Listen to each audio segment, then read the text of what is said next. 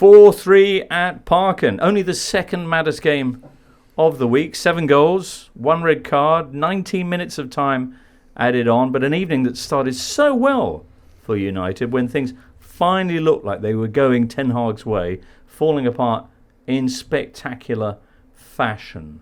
Turning point, the red card. Yes. Yeah. But then it wasn't, in a way, because United coped really well and took the lead. Well, they didn't at first.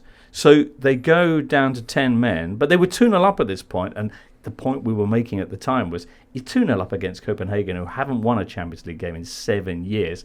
A little bit of game management, perhaps. Instead, 90 seconds later, they already let one back, and then Copenhagen get that penalty for handball. But as you say, United get a handball, a roughly equivalent handball penalty of their own, and go back into the lead. Yeah, and they looked good in the second half, I thought, United. From what I could see, they seemed like pretty comfortable.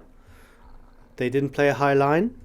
They were very organised. Copenhagen didn't really create much.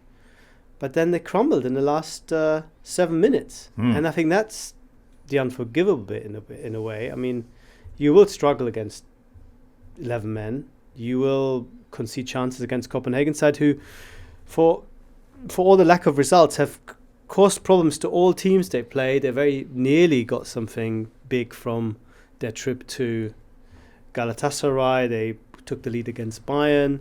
So they're quite awkward. I think last year they didn't lose a single game at home in the group stage. They didn't win either, but yeah. Still.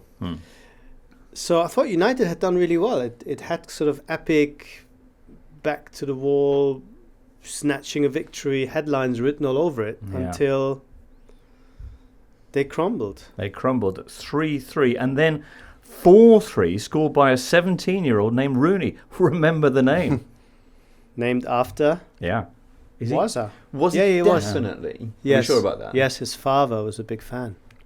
No, he looked excellent, and he is obviously a very highly rated young player, and he really brought a bit of dynamism to what Copenhagen were trying to do. I think the first time he got the ball on the right hand side, he sort of springs away from a couple of challenges and then blazes a shot wildly over the bar, and it was like, okay, well, here's a teenager getting a bit overexcited, but the composure that he showed for the winning goal was exceptional, and it was kind of ironic that United ended up having yet another nightmare evening, given the mockery that the tifo that the Copenhagen fans had come up with, received both in the stadium from the United fans, because I think there was a chant of what the effing hell was that, and then on social media, and then what do you know, it proved quite.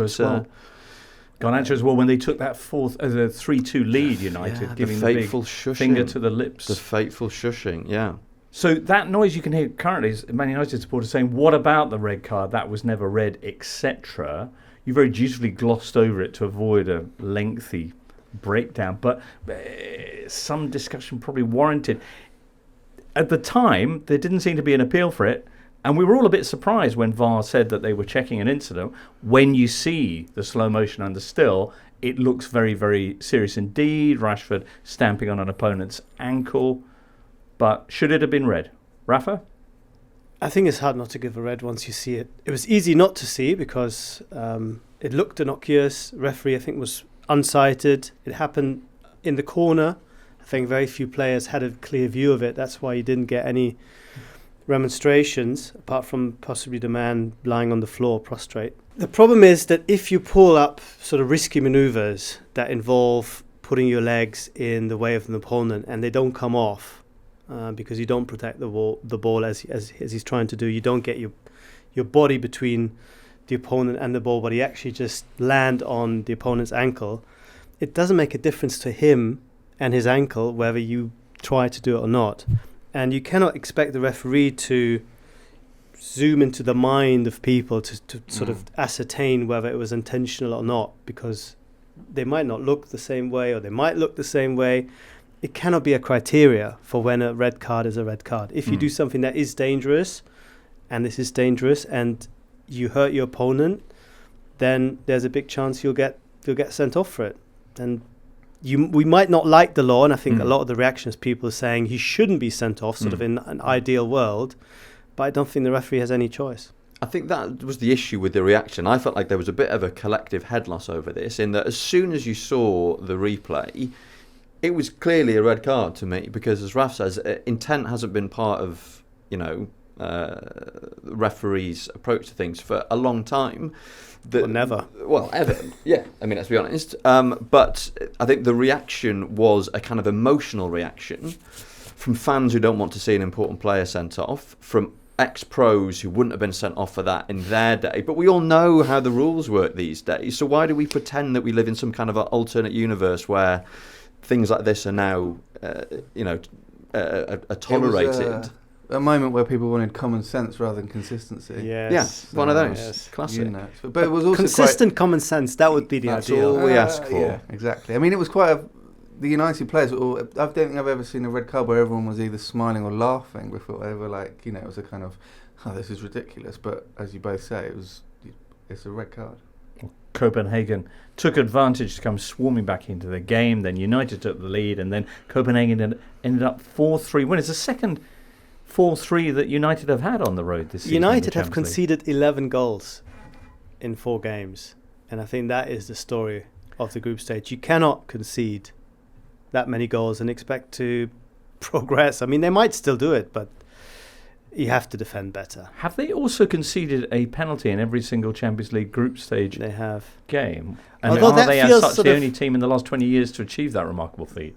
Correct. It does feel less spectacular as a stat because you're almost now conditioned to a Champions League game having at least one penalty. Because UEFA are extra officious when it comes to clamping down on handballs. The interpretation is much stricter than in the Premier League, for example. And unfortunately, they often find things. Once you start looking, you find things. And I can understand more the frustration with the handballs in this game. They were a little bit soft. Very little distance between the ball and the offending arm. And that's sort of the handball that I think really nobody wants to see. I mean, maybe I'm wrong. Maybe there are people at UEFA saying the more goals, the better. Let's find more goals. But I think that feels sort of unnatural to be that strict when it comes to these situations. But yeah, we'll see. I think UEFA and the Champions League produce more VAR incidents because they're trying to be. So we said the application of the rules is stricter and less sort of concerned with free flowing and letting things go than in the Premier League and some others. Yeah, they did it in the Premier League in 2020-21 season at the start, and we were on course to go over 300 penalties, and then everyone went, hang on. Yeah, I remember, yeah. Hello there. If you've enjoyed this video, why not subscribe to this channel? The Totally Football Show podcast is available 3 times a week, bringing you all the football news you could reasonably be expected to care about. We've got views, we've got stats, we've got analysis, we've got some of the best football writers around, and the whole thing is absolutely free. So have a listen on Spotify or Apple Podcasts or all the usual places by clicking on the link below.